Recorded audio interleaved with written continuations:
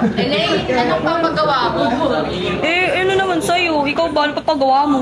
Hoy, Elaine, huwag kang ano dyan. Tindihin mo yung sa'yo. Bakit ba? Ingay ninyo, ang ingay Ingay ninyo. ka dyan, ka na nga lang. Nagre-rest yung tao dito, ang ingay. Bakit nangyayari yan? May maging buka nga mo eh.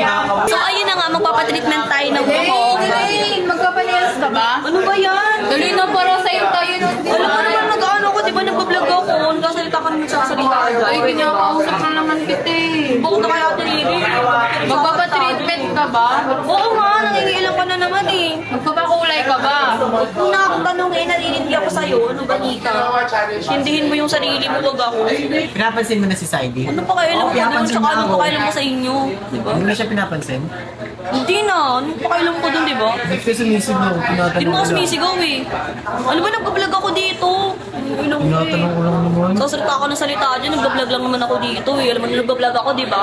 Sayat mo naman. So, nandito si Mami B. Hi, Mi! Kumusta ka naman, Mi? Di ba?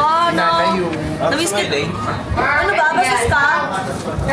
Alam mo naman, nag-vlog kami dito. Salita ka ng salita dyan eh. Ikaw kasi ano eh, bastos ka eh. Mami, bastos yung gano'n. Ang disrespect naman po ng gano'n. Kaya nga.